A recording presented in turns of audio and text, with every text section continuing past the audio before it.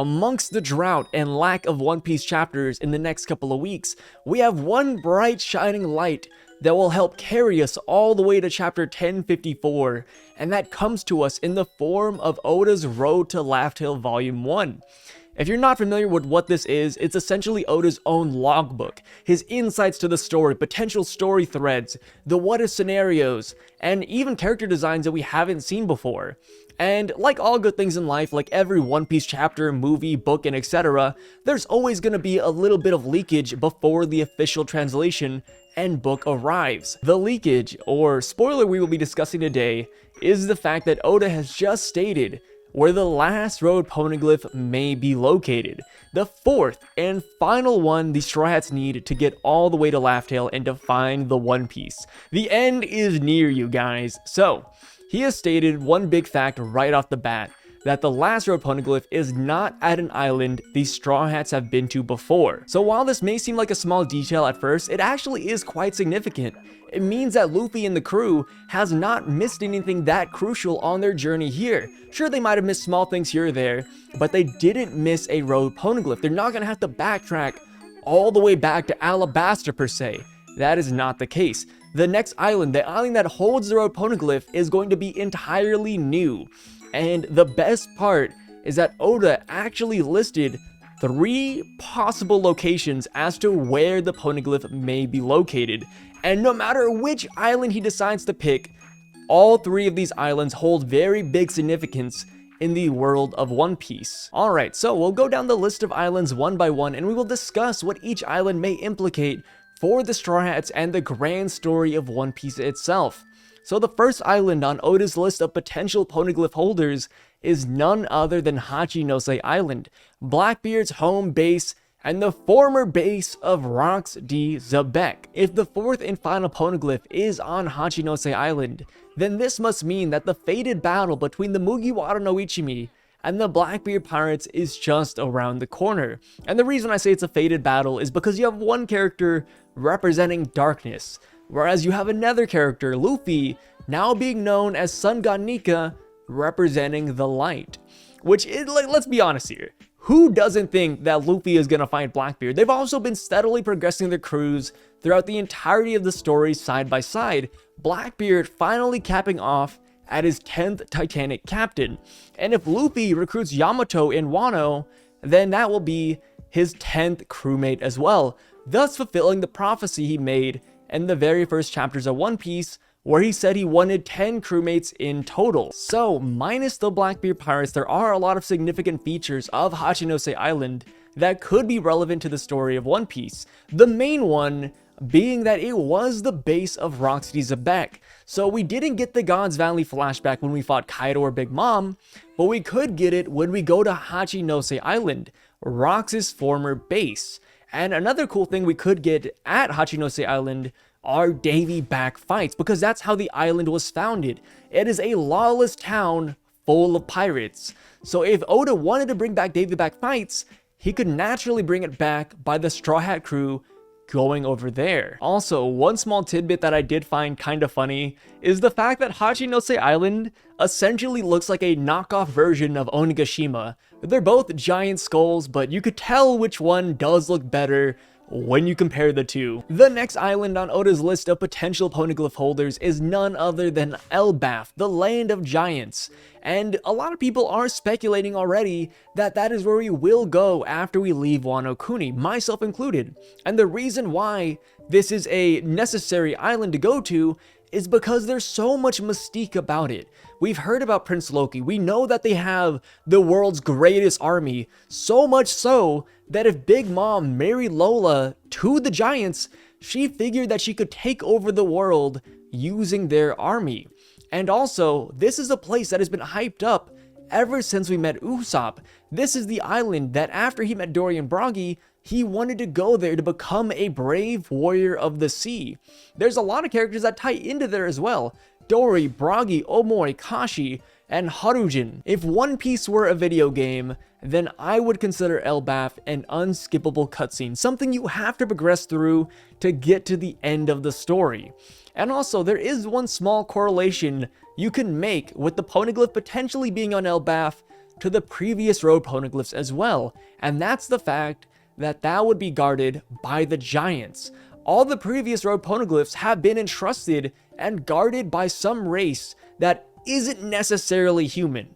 We have the fishmen guarding their poneglyph, we have the minks on Zoe guarding theirs, and then we also, this might break my theory here, but we have the samurai on Wano Kuni protecting theirs as well. And Wano Kuni is a closed off country. All of these places are not easily accessible. And if the giants are not too keen on humans, then that would be the perfect place to set the last road poneglyph as well. Also, another small detail that could further tie in the fact that the road poneglyph is on Elbaf is that the giants celebrate the Winter Solstice Festival, a festival that celebrates the birth and death of the sun.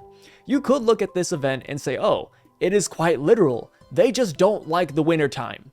But if you want to look further into it, you could also tie in Joy Boy and Sun God Nika and say, oh, they're celebrating his life and his death. We know that giants in the world of One Piece can live upwards of 300 plus years old, so it wouldn't be too far of a stretch to say that there might be a giant out there that directly knew Joy Boy, or at least Prince Loki, his close ancestors, knew Joy Boy and they passed down that history, and that's why they celebrate the Winter Solstice Festival and might even be guarding the last road poneglyph.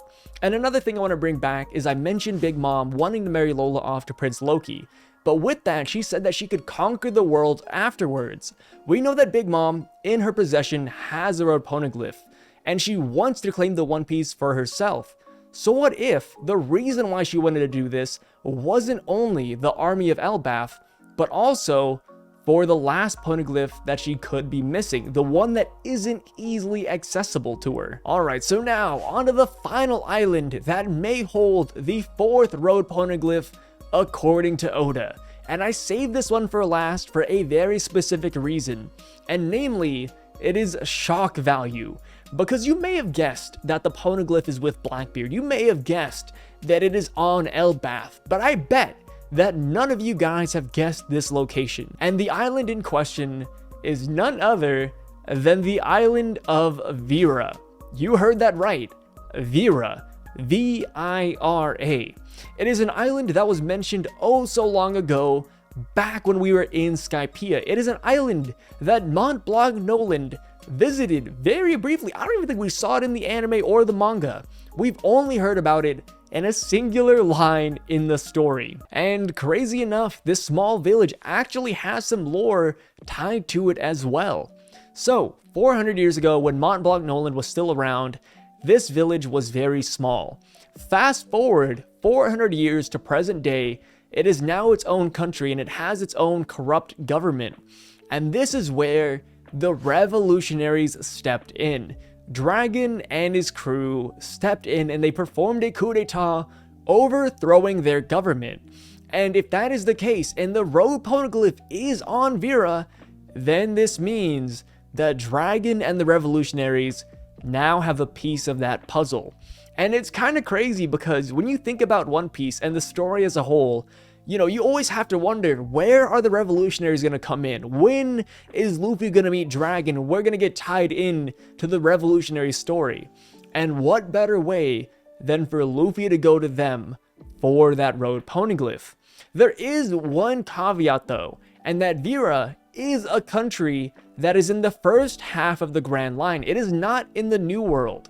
So if Luffy and his crew wanted to get this last poneglyph and they knew it was there, then they would have to travel all the way back. But there is one solution to this problem, and that is the fact that poneglyph rubbings do exist. I could see Sabo or Dragon maybe even having a copy of that rubbing ready, maybe not ready, but available to give to Luffy. I personally was always wondering when the revolutionaries would hop into the story for Luffy and his crew, because when you really think about it, you're like, well, Luffy's not really going around to like tragic countries and freeing them. He's kind of just doing his own adventure, and maybe eventually he'll run into them when he's declaring war against the Celestial Dragons or Mirijois or etc. But if they do have that rubbing of the poneglyph, if they do have that poneglyph in general, then this would directly tie Luffy in with his father. And I really like this, Vira insertion here, Because you look at the first two islands, you look at Elbaf and you look at Hachinose, and that makes a lot of sense. You're like, oh yeah, of course, the Poneglyph being over there, I could see that because we have to go there. But nobody once looked at the town of, or the country of Vira and said, yes, Vira is where that Poneglyph is. Nobody has once made a theory video about that concept. So Oda putting this island here kind of just draws my focus towards it, saying, what do we know about this island? What do we know about that country? But yes, due to the Road to Laughtale book that Oda has published, this is the information we know. These are the 3 potential candidates to the location of that final road Poneglyph. And with that being said, what do you guys think about these locations? Where do you put your money on?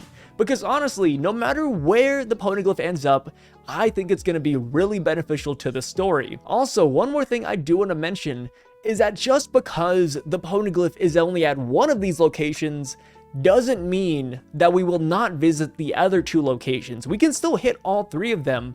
It just means that the Poneglyph is only at one of them. So yes, we could have it be all the way in Hachinose Island, but we still go to Elbaf and vice versa. But yes, there's a lot more details about the Road to Laughtale and spoilers and leaks that I want to share with you guys, but I feel like I shouldn't because they are just, leaked images and designs, and there's not too much to talk about. But if you do want to see them, and if you do want the link to all of these panels that I didn't show in this video, then feel free to join my Discord, send me a message, and I will drop that link for you. And the Discord will be pinned down below in the comment section. And yeah, that's pretty much it, guys. Please consider liking and subbing. It really means the world to me. And I read every single comment. So if you have a wacky theory you want to share to me, just at me down below and I will see it immediately. And with that being said, thank you guys for coming in. And I'll catch you guys on the next video when there are more spoilers and leaks available to us. Peace out.